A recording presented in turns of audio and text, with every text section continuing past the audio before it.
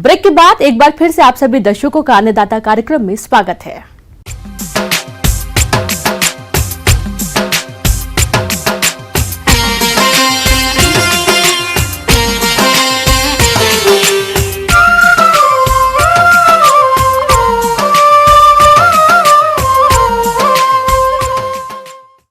प्राकृतिक आपदाओं और खेती की बढ़ती लागत के कारण आज कृषि करना घाटे का सौदा साबित हो रहा है। अगर किसान समेकित कृषि प्रणाली को अपनाकर खेती करें तो कृषि के जोखिम को कम करते हुए प्रति इकाई क्षेत्र से अच्छा लाभ ले सकते हैं। तो ये समेकित कृषि प्रणाली क्या है और इसके फायदे क्या हैं? इसके लिए देखिए ये खास रिपोर्ट।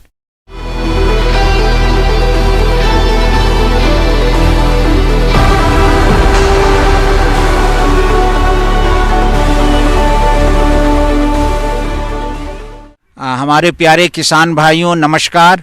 आज मैं आपको समेकित कृषि प्रणाली जिसको अंग्रेजी में इंटीग्रेटेड फार्मिंग सिस्टम के बारे में बताना चाहूँगा, जो आज के परिप्रेक्ष्य में बहुत ही लाभकारी है और आज की ज़रूरत है कि कम ज़मीन में भी आप ज़्यादा से ज़्यादा लाभ ले सकते हैं।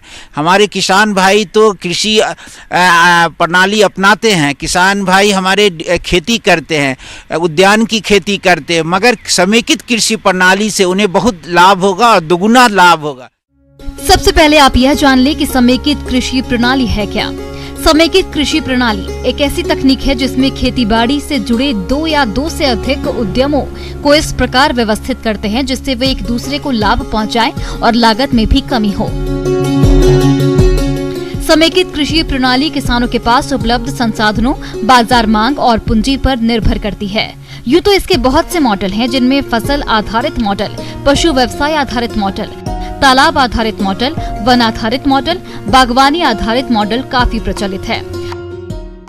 अगर उनके पास फसल के बेस है तो फसल आधारित कृषि समेकित कृषि प्रणाली अपनाएं।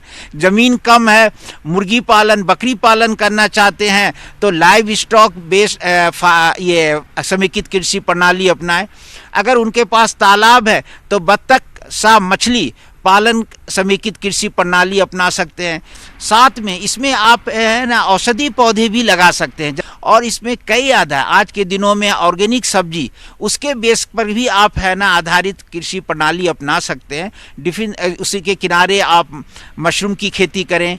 बीच में जो भी ज़मीन आपके पास है, चाहे 1 एकड़ है, आधा एकड़ है, उसमें आप है ना ये ऑर्गेनिक कृषि प्रणाली अपनाएं, सब्जी उपजाएं और उसका एक अलग महत्व है, दाम भी ज़्यादा मिलेगा और आज लोग ऑर्गेनिक खेती की तरफ जा रहे हैं। आम भाषा में कहें कि पुराने तरीकों से खेती करना, जिसमें सभी आवश्यकताओं की पूर्ति के लिए खेतीबाड़ी के साथ अन्य व्यवसायों को किया जाता था, एक प्रकार की समेकित कृषि प्रणाली ही है। लेकिन वैज्ञानिक ढंग से इस प्रणाली को किया जाए तो केवल मुनाफा ही मुनाफा है और ये पर्यावरण के लिए लाभदायक है। अगर समेकित कृषि प्रणाली के आदर्श मॉडल की बात करें तो एक तालाब होना जरूरी है जिसमें वर्षा जल का संचयन हो। उसमें आप बत्तख पालन के साथ विभिन्न तरह की मछलियों का पालन कर सकते हैं। साथ ही इसके पानी का प्रयोग आप खेतीबाड़ी में भी कर सकते हैं और फसलों के अवशेषों का प्रयोग पशुपालन में कर सकते हैं। पशुओं से प्राप्त उत्पाद का प्रयोग कर सकते हैं। इनके गोबर का प्रयोग गोबर गैस बनाने में खाद के रूप में मछलियों के आहार में कर सकते हैं। तालाब के किनारों पर फल और वानिकी वृक्ष लगा सकते हैं। साथ ही तालाब के ऊपर छोटा सा घर बनाकर मुर्गी पालन, बटेर पालन जैसे कई व्यवसायों को अपना सकते हैं। तालाब आपके पास है किसान भाइयों को तो तालाब में बत्तख रखें, मछली का पालन करें। मछली में 3 लेयर की मछली, वो मछली रखें जो नीचे की सतह में जो मछली रहती है, जैसे कि है ना मागुर मच्छी, ये आपको निचले सतह में रहती है। बीच वाले सतह में है ना रेहू, कतला है और ऊपर वाले सतह में आपको सिल्वर कार्प है। तो एक ही तालाब से तिगुना आपको उत्पादन होगा। तालाब के मेढ़ के पास अच्छे किस्म का बनाना लगाएं, जो ड्वार्फ वैरायटी है, कैवेंडिश लगाएं। आप है ना पपाया भी लगा सकते हैं, अमरूद का वैरायटी लगा सकते हैं और पपाया में रेड लेडी पपाया अगर आप लगाएंगे तो किसान भाइयों को और ज़्यादा इससे लाभ होगा। इसी तरीके से अमरूद के बीच में भी इंटरक्रॉपिंग जिसको हम कहते हैं वो लगाएंगे तो किसानों को आमदनी। इसका समेकित कृषि प्रणाली का लक्ष्य यही है कि हम किसान भाइयों को ज़्यादा से ज़्यादा लाभ पहुंचाएं और उनकी जितनी भी ज़मीन है, अगर उनके पास आधा एकड़ ज़मीन है तो आधा एकड़ के लिए समेकित कृषि प्रणाली के अपनाएंगे।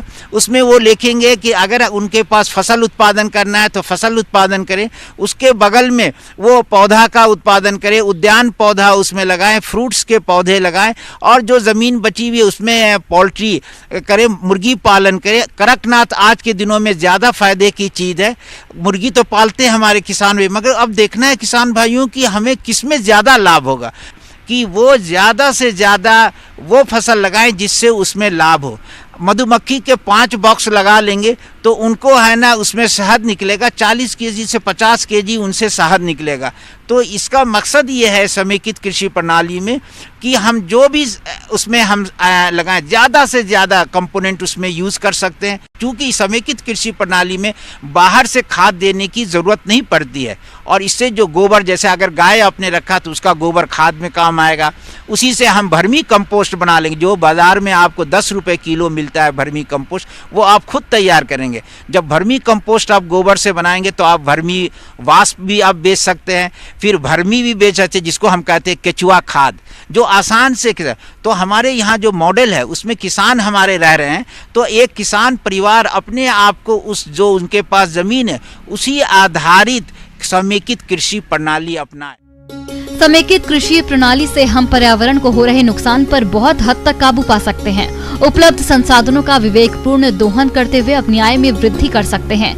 किसान कृषि के विभिन्न उद्यम जैसे मवेशी पालन, बत्तख पालन, मुर्गी पालन से किसानों को रोजाना आय प्राप्त हो सकती है, जिससे वो अपनी रोजमर्रा की जरूरतों की पूर्ति कर सकता है।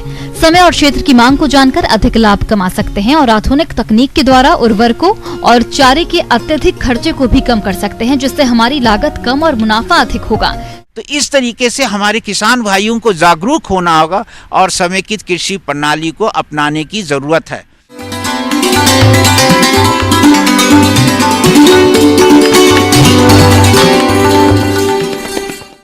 आइए जानते हैं अन्नदाता निःशुल्क फोन के माध्यम से पूछे गए समस्याओं का समाधान। अन्नदाता निःशुल्क फोन संपर्क सेवा के माध्यम से पूछे गए प्रश्नों में से आज हमने जिस प्रश्न को कार्यक्रम में शामिल किया है उसे पूछा है ग्राम बिशनपुर, जिला मधुबनी के कृषक अवधेश कुमार ने। ये अरहर की उन्नत बुआई तकनीक के बारे में जानकारी चाहते हैं। तो अवधेश कुमार जी, आपकी जानकारी के लिए प्रस्तुत है कार्यक्रम का ये अंश। ये ऊपरी ज़मीन में हम अरहर की फसल लगाते हैं और ऐसा हम इसलिए करते हैं क्योंकि कहीं भी पानी का रुकाव नहीं होना चाहिए, वाटर स्टैग्नेशन नहीं होना चाहिए। अरहर की फसल अगर आप लगा रहे हैं तो टाड़ ज़मीन, ऊपरी ज़मीन में आप लगाएं। दूसरी चीज़ कि टाड़ में जो मिट्टी की जो शक्ति है वो थोड़ी कम होती है, तो उसके लिए आपको जो सड़ी हुई गोबर की खाद है वो डालनी चाहिए। इसमें डीएपी अगर आप 100 किलो डालेंगे 1 हेक्टेयर में तो आपको नाइट्रोजन और फास्फोरस की उपलब्धता पूरी हो जाएगी, और करीब 33 से 34 किलो अगर आप एमओपी डालते हैं तो वो पूरी हो जाती है। सल्फर की भी 20 किलोग्राम मात्रा अन्य उर्वरकों के साथ मिलाकर खेत की तैयारी के समय ही प्रयोग कर दें। अगर आप डीएपी की जगह पर सिंगल सुपर फास्फेट का प्रयोग कर रहे हैं तो उस दशा में सल्फर का प्रयोग ना करें, क्योंकि इसमें सल्फर की मात्रा पहले से ही मौजूद रहती है। साथ ही इसमें नाइट्रोजन नहीं होता है, इसलिए आपको यूरिया की भी 30 से 35 किलोग्राम मात्रा प्रयोग करनी होगी। दूसरी चीज आपको ये जानना होगा कि कौन कौन सी किस्में हैं जो हमारे प्रदेश में, खास करके जो नॉर्थ ईस्ट प्लेन जोन है जिसमें उत्तर प्रदेश, बिहार या फिर झारखंड ये सब आता है, उसमें लगाई जा सकती है। तो आप अगर जल्दी तैयार होने वाली जो किस्म है उसमें उपास 120 आप लगा सकते हैं। देर से तैयार होने वाली जो किस्म है उसमें बिरसा अरहर 2 जो हम लोगों ने अभी अभी वैरायटी डेवलप की है या नोटिफिकेशन हुआ है उसको आप लगा सकते हैं। IPA 203 आप लगा सकते हैं। मध्यम अवधि में आप बिरसा अरहर 1 लगा सकते हैं। तो अगर आप जान चुके हैं कि किसमें कौन कौन सी लगानी चाहिए, उसके बाद आपको बीजोपचार आवश्यक है।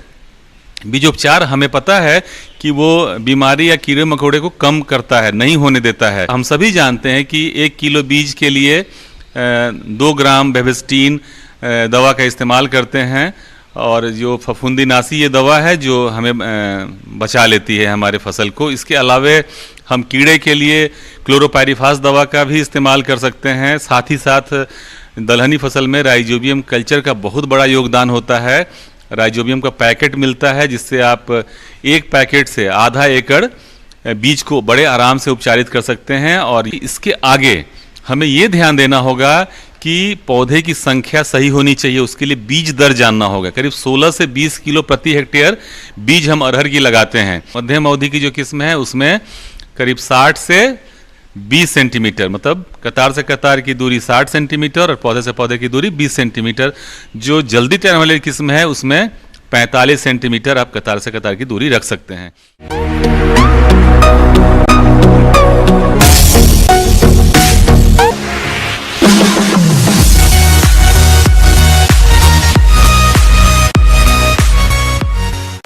एक नजर डालते हैं राज्य के कुछ मंडियों के प्रमुख फसलों के